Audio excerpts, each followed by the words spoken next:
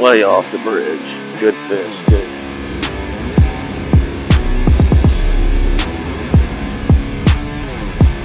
Old Highway 11, this place is known for the big dogs.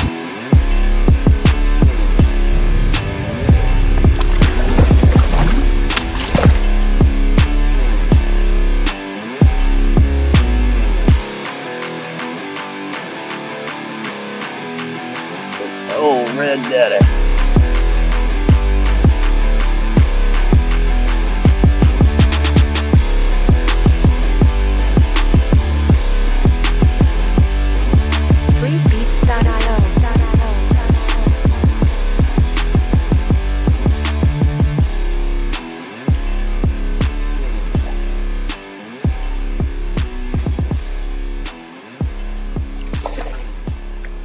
There we go. That's a good one to start the morning off with, baby. Alright, so we got super foggy, not super, pretty foggy conditions, super cloudy conditions. In my opinion, perfect conditions. Slick calm, falling tide. Now, we've been on the trestle a lot. Haven't had really a good year yet this spring on the fish really flooding the lake and spreading out. I like to, once we get into the peak of the trestle, which is around the middle of April, I like to get away from it just because of boat pressure and try a bunch of other things and maybe throw some hard baits or other areas. But it just has been a little slow. Now today we're going to start on the track. Let's put a few fish in the boat. I'm using the bubblegum pink. I'm giving them something real nice and bright to see with these low light conditions we're having. And then maybe we'll do some bouncing around and trying some other spots. On days like today, which I would call perfect conditions, this is the days you want to go scouting and looking around for these big guys right here and trying some other spots. But let's put some fish in the boat first before we do that. Whenever you do get out here early like this, right now we're right by the drawbridge of the Highway 11 trestle on the North Shore, and this is one of the more crowded areas of boat pressure. So what I like to do when I get a good early start, like we rode out here basically in the dark today. This time of year the boats get pretty crowded out here. That first drift on like the crowded area, if you get a good early start, hit that prime area, hit what we call the community holes. Get up in there, get a good drift before the boats show up, and then as the boats pressure up in here, it's good to go to like mid-lake, get away from the boats. A lot of times the furthest away you'll see the boats is, the further you get off the shorelines. You got boats launching on the South Shore, boats launching on the North Shore. So typically the most vacant area is going to be like the mid-lake area. So fish your premier areas first, where the boats really congregate when you get a good early start, and then go out towards, the middle of the bridge where there's not that many boats. Boat pressure is such a vital part of how aggressive of a bite you're going to have each day. And I'm fishing right here in this section. I find when I'm, right here, you got both bridges pretty close of each other, the 11 bridge and the trestle. I find a lot of times your bites will come way off the bridge here. You got structure right behind the boat. You got structure in front of the boat. So, you want to back that boat way off on a falling tide. Make sure you work it all the way back, covering a lot of water in the entire area. And if the tide's coming in, we typically get on the west side and fish it, just bouncing it on the bottom. It's about 12 foot deep right here. Make sure that lure gets all the way down. Another good thing to focus on if you're going to spot lock or fish with bait in one area. Let me turn the boat so you can see. You can see these sections that have extra pylons underneath it. I always found that that's a good area to hone in on. It's just more pylons, more stuff for bait to hold on to. I like to always target those areas if I'm going to start a drift somewhere. As you can see, you know, we got boats.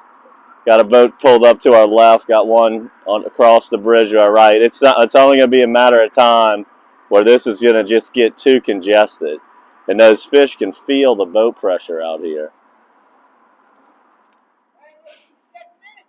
A couple, not much. There's one. Oh, I missed him. That felt like a red.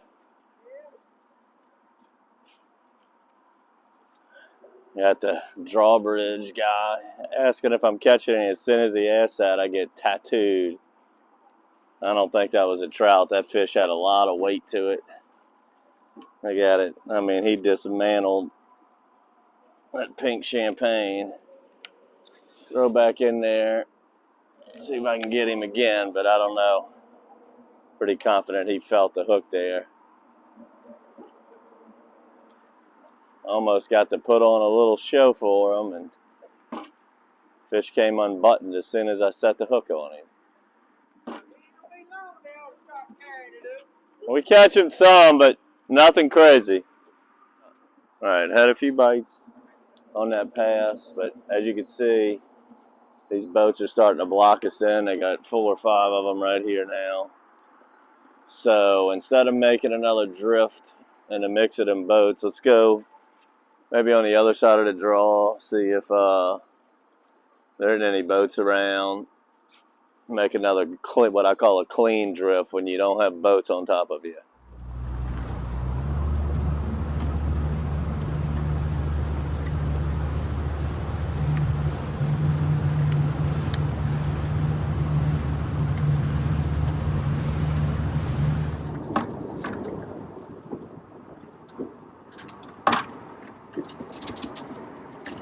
Get on up here, baby. Oh, Simba, hold on now. We got to check him for 13 now with the new limits. Simba's used to it being 12 inches. This one's definitely 13, but Simba, they got to be a little bit bigger now before you get the chomping on them. Yeah, I'll let you have a little bit, because once I put my hand on him, I know this one's about 14 and a half. New limits here in Louisiana are now 13, but so I just came on the other side of the bridge. Pink champagne again. Only one boat on this entire stretch, so a lot of times that'll make a huge difference on how many bites you get. Alright, so here is the setup for this morning. Got a 3/8 ounce black platinum matched with old pink champagne. I love the pink champagne when the water's gin clear. And we've been having southeast winds when we do have them, and today's slick calm. That always is a good recipe for super clean conditions. Water's on a scale of 1 to 10, it's about an 8. Like I said, let's give them something a little bright in this low light conditions. And we're definitely getting bites. Let's see if we can put some more in the boat.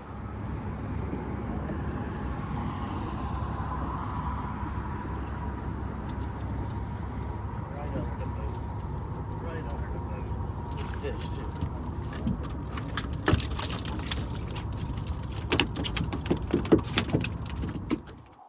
All right, that one hit dead under the boat. So what that tells me is I need to back this boat off some, make longer casts, and make sure I work it all the way back to the boat. Like I said, on this northern end, you're going to be real close to the Highway 11 bridge, so these fish could be hanging out on both bridges. So a lot of times they'll be like dead in the middle, where you got to work that lure real far off the bridge sometimes.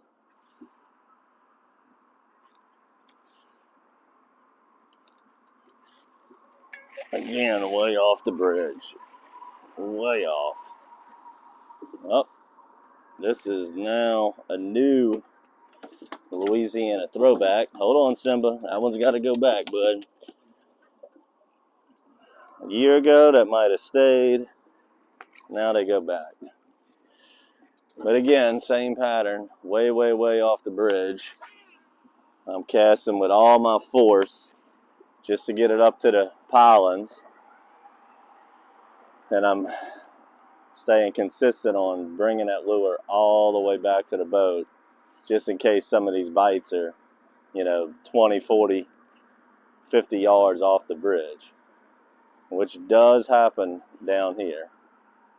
All right, so got a nice little clean drift here without boats to my left, and I had about 7 bites on that pass. So let's try something. I'm gonna hug the bridge. Let's try dragging this matrix shad behind the boat. Some of them bites came way off the bridge. And let's just see if they wanted trolling. What I do when I'm trolling, if I just got my fluorocarbon, I just cast all the line off the reel. I'm using a small bait caster, so I pretty much know exactly how much line is on there at all times. I go ahead and run it almost to the very end. I put the trolling motor on high for that to get it out, get that line off of there. And then once I got all the line out, I want to go about 1.6 to 1.8 miles an hour. And just drag that puppy behind the boat. If that tide's moving too hard, it's going to blow that lure too far off the bridge. A lot of times I'll get on the upcurrent side and let the current bring it back to the bridge. But some of these bites came pretty far off the bridge, so if it blows off the bridge, I think we might be okay with that, but we'll see.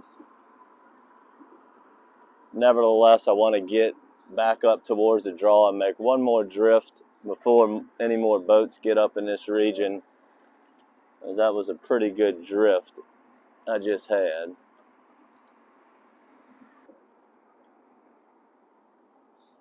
There he is, just like that.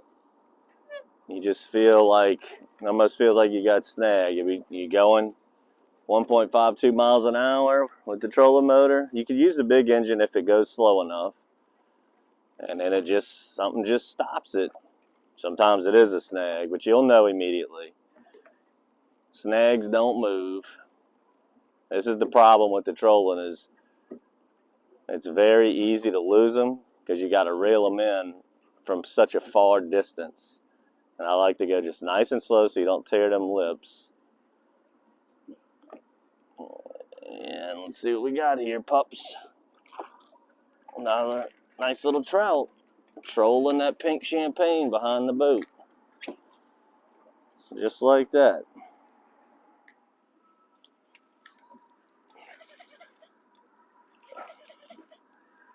Alright, so I trolled all the way back down here. Got to the draw. Started jigging again. First cast. Pow! Usually these smaller ones like this would rather it jigging than trolling, I find. When the trollers are really putting a whooping on them, it's usually those really nice fish. But this one ain't too bad. Nice fat one. Let's see if he's 13 inches.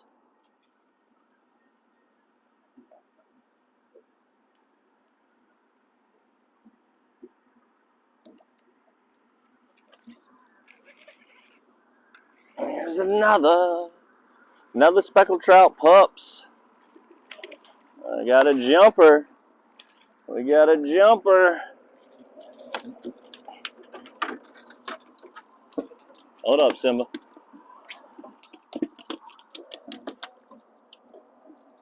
Yeah, this one used to be a keeper. Not anymore. That one's about 12. It's not really the size of fish you typically see on this bridge. But small fish is better than no fish. I will always believe in that. And they got some fish right here. Alright, we found a little wad of them. This is when it's good to have one of them spot locks. And you just hit that anchor button and go to work. Go to work. Get up there. That one will stretch. That one will stretch. Let me hurry up and get another cast while we're on a little bite here.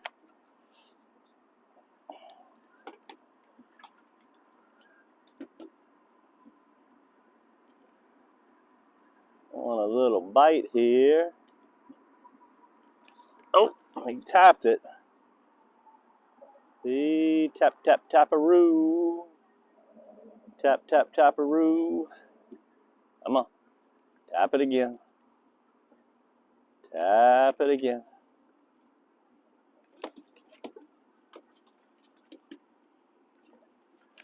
He tapped it again.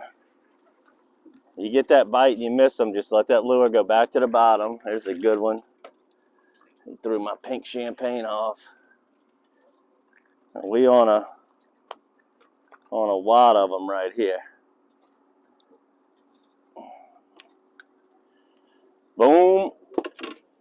And the cast right before. Boom. Pink champagne doing work. All right, well, we pulled a good bit off the track. Let's just go right behind us on Highway 11. Got some boats starting to fill up in here. Let's see if we can catch some fresh fish on 11 that I know hasn't been touched. Nobody ever fishes this bridge. So I'm simply going to go up underneath it because I like to fish the down current side. And, you know, a lot of times if there's enough on the trestle, there'll be some on here. And sometimes you can catch a real big one on here. I caught one 2 or 3 years ago, right around this time of year. Coming down this bridge doing the same thing. Just catch a regular size fish and then bam, out of nowhere hit one about 6, 6.25. And 11 has always been known for much bigger fish. So let's just see if anything's on it.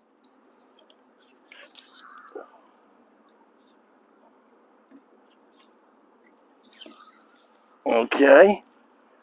Let's say something's on it. And a little bit nicer fish. So that's a plus. So let's go ahead and end our day on Highway 11. Let's stay on here. And I'll go over some techniques and tips on fishing the 11 bridge. It's a little bit different than the trestle. And the best thing about 11, I always got a shot at a monster. And nobody's pretty much rarely on this bridge. So nobody's on this bridge. Almost always have it to yourself. That's what I like about it the most.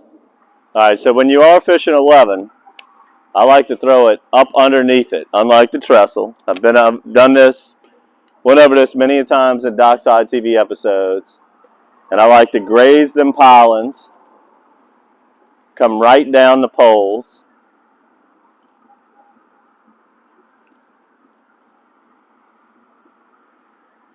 A lot of times them bigger ones will be up in the gaps of those pollens there. And then once you get past the last pole, you still want to fish it all the way out because sometimes the fish will be off the bridge, especially if it's the 14, 16 inchers.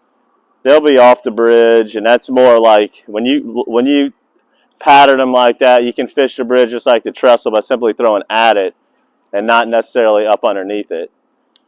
And you want to fish the left side, and that's a right side cast because sometimes they'll pattern themselves where they're only looking one way and you need to sweep them pollens from either the left or right side, and some days you got to figure that out. So when you get a fish or a bite, make sure you pay attention to which side of the pollen it came on.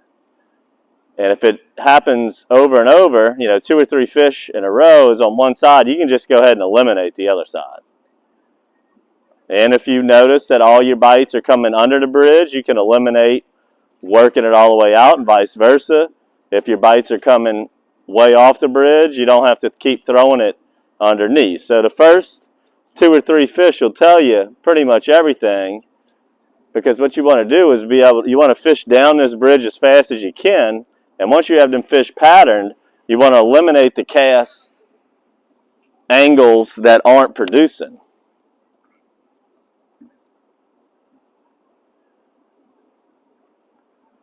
So right here I'm on the left side. I'm going to work my rod tip to the right when I bounce it. Just trying to keep it closer to them pilings. I'm looking at my line the whole time. I don't want it to get too close to the piling and get snagged. Now I'm about passing that last pole. Now I'm coming out from underneath the bridge. Now I'm out almost to the boat. And I'm trying to, oh, that was a bite. So the first fish I caught was off the bridge. That bite was off the bridge. That bite was off the bridge. Not a big one. Pretty much the same size that was on the trestle. So most likely, most of your bites are going to be today. If it's those smaller fish, I find they're going to be off the bridge, closer to the boat. But it's hard for me not to throw underneath it, because that's where you're going to have a shot at a big one. That's one of the best trollers in the lake right there. You ever see that boat and he's making circles over and over? Pay attention, because that's where the fish are.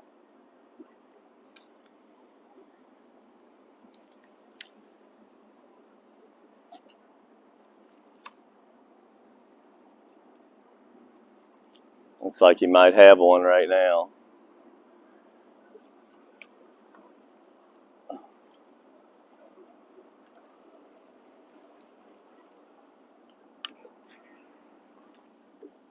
And he does. He just flipped that fish in the boat. So he's trolling the upcurrent side of the 11 bridge and caught one immediately. Yeah. I'm shooting a video. I just said that's one of the best trollers in the lake, so pay attention to him. You got it, man. And then you caught one immediately.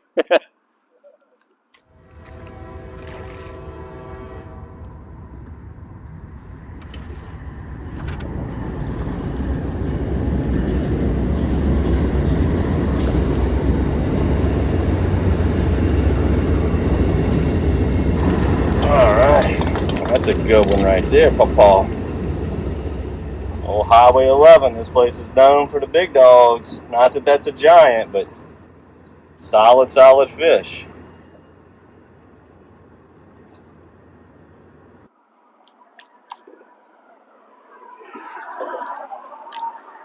Way off the bridge. Good fish, too. Good fish. Got to pull that drag back a little. So nice. I hope I don't even foul hooked. When they foul hook, they fight harder. I got him in the mouth. Oh, that's why he's fighting so good. That's why he's fighting so good. Oh, red daddy. Good eating size red. That might be my dinner tonight. What y'all think about that one, pups? They talking about new limits on these guys, too. I heard could go in effect June, July, August. If it was the new limits, I'd have to measure this one, as it's going to be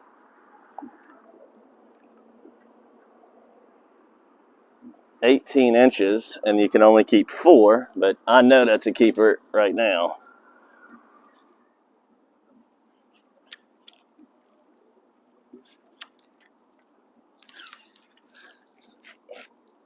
Way off the bridge again. Don't be another red. Give me a big speck. Feels like a red again. Feels like a red. What I told you. What I told you. Oh, redfish. Oh, redfish. You like them redfish, Simba? Huh? That's still a keeper. That's a keeper.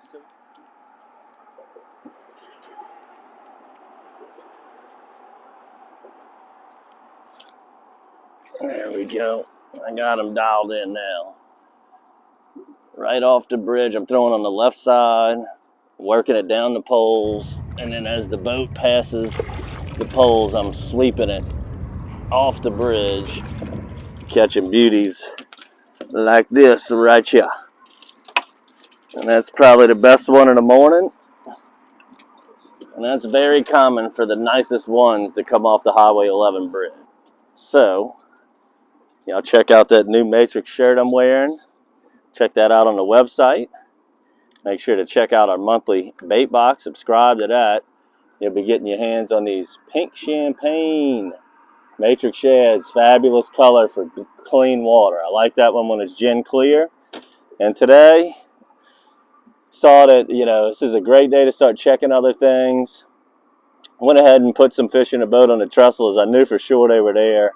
And then got off the track. Showed you guys how good Highway 11 can be. One of the most neglected places to fish in all of the lake. I don't know why nobody touches it. I love this bridge.